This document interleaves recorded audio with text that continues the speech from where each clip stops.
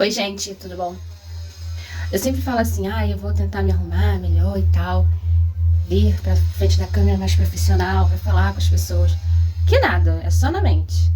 Porque, tipo, cheguei agora do trabalho, quero tirar um cochilo agora, e aí parei pra tomar um café, aí sabe, veio na cabeça, fala isso. E aí eu tenho que falar, porque naquela hora que fala assim, fala isso, a inspiração vem. E se eu deixar pra depois, não vai sair, sabe, com a energia que a mensagem veio pra eu falar. Então eu falo, então vamos lá, eu pego e falo, tá, daqui a pouquinho eu vou dormir e vamos falar então agora, porque às vezes a pessoa ali tá naquele ambiente, precisa ouvir aquilo, né, que a mensagem tá vindo pra mim, então vamos embora obedecer.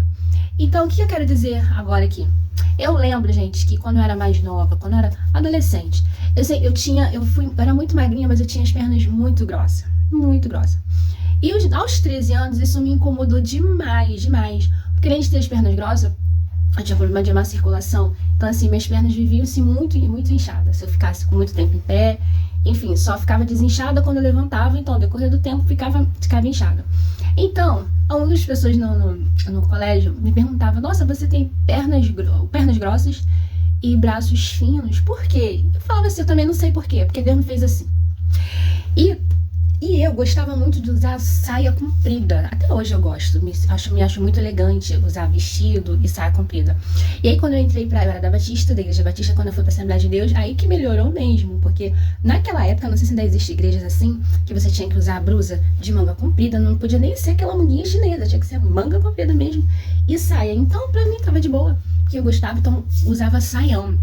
E muita gente até assim me zoava, falava assim, lá vai ela, falava que eu varria a rua, porque os meus vestidos eram muito compridos. Mas não era por causa da religião, era porque eu tinha os meus traumas comigo, eu tinha vergonha, porque as minhas pernas eram muito grossas. E aí quando eu saí, de um tempo eu saí da Assembleia de Deus, comecei a trabalhar, comecei a usar calça, então comecei a ir pra academia. E aí algumas meninas olhavam pra mim e falavam assim, nossa, você tem as pernas grossas, que legal, você só vai malhar pra definir suas pernas. Eu falei, legal, eu não gostaria de ter essas pernas. Eu tinha vergonha de papai, gente, eu morria de vergonha. E era uma frustração muito grande. E aí eu comecei a olhar a minha volta e falei assim, meu Deus, será que eu sou ingrata? Porque eu não gosto das minhas pernas, não gosto, que pernas feias que Deus me deu. Eu falava assim. Quando eu comecei a mudar minha mentalidade, eu comecei a falar assim, Senhor, me perdoa, né? Quando eu comecei a sofrer, sabe, uma metanoia na minha mente, eu comecei a falar, Deus, me perdoa. Eu sempre falei que as minhas pernas eram feias, eram grossas, mas me perdoa o tempo da minha ignorância. As minhas pernas são lindas, são maravilhosas, Deus. Quero te agradecer. Olha as pernas que o Senhor me deu. O Senhor me deu saúde. Tanta gente querendo ter umas pernas assim igual a minha. Tanta gente querendo ter perna pra andar e não tem. E eu comecei a agradecer a Deus, Mudou alguma coisa? Não mudou. O que mudou, na verdade? Aí eu descobri que eu tinha um problema de má circulação, que eram umas veias internas, e que pelo plano de saúde eu poderia resolver aquilo. Fiz uma operação e diminuiu, né, aquele problema de má circulação, sabe? E hoje eu olho assim, continuo com as minhas perninhas grossas, e eu falo assim, Senhor, muito obrigada, porque tem gente que vai pra academia, malha pra ter as pernas grossas que eu tenho, e eu só preciso malhar só pra melhorar aquilo que o Senhor já me deu. Senhor, muito obrigada. Olha como o olhar muda das coisas. Eu fiquei mais satisfeita. E outra coisa, gente, eu sempre lutei contra o meu peso, sempre lutei, porque eu era mais nova e tinha as pernas, eu era muito magra, tinha as pernas grossas, então eu sou daquela fase que a mamãe dava pra gente biotônico, fontura, dava todos os remédios que você pode imaginar pra engordar, e realmente, né, passou uma certa idade, comecei a engordar de verdade, eu e muita gente, né, e que hoje é proibido, graças a Deus os médicos não fazem isso mais, graças a Deus, mas todas as vezes que eu ficava acima do peso, eu ficava muito mal. Hoje não, eu falo assim, Senhor, muito obrigada, as minhas células são abençoadas, o meu corpo é abençoado, olha o meu metabolismo como ele é acelerado para a glória de Deus, olha que coisa boa, tudo que eu como tem vitamina, tudo que eu como acelera meu metabolismo.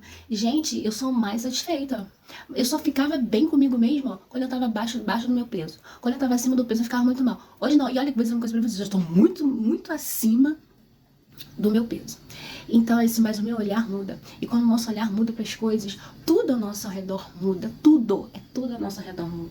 E a vida começa a ter mais, a gente começa a ter uma vida mais leve, a vida começa a ficar mais leve, né? Hoje eu quero ir pra academia pra malhar? Não. pra emagrecer, mas pra ter uma vida saudável. Olha só, porque antes eu queria malhar pra mim ficar magra, pra me se manter magra. Hoje não, eu falei, eu quero malhar pra me manter bem, pra me ter disposição, né, pra me fazer as coisas, porque sem malhar eu fico muito cansada. Então, sabe? E é isso, gente, pra melhorar o corpo, né? Nem que seja gordinha, mas ficar uma gordinha bonitinha. Olha como o olhar das coisas muda, sabe? E aí você também atrai pessoas positivas, pessoas que te admiram do jeito que você é. Então, assim, eu aprendi a aproveitar a vida que Deus me deu. Gente, tudo ao meu redor muda. Inclusive as nossas amizades mudam também.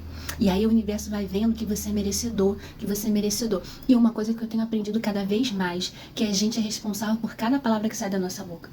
E a nossa realidade, quem faz somos nós. O coração só fala aquilo que a boca está cheia.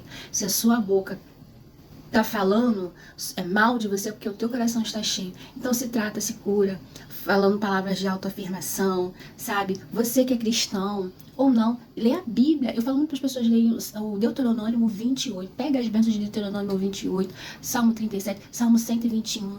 Olha lá no Salmo 121, vê o que Deus pensa ao seu respeito.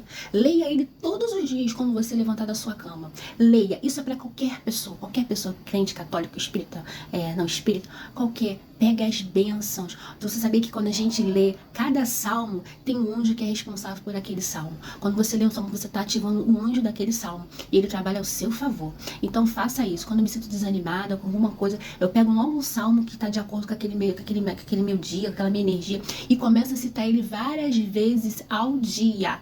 E eu me sinto bem melhor. Uma vez eu precisava pagar uma conta e pra mim era impossível pagar aquela conta.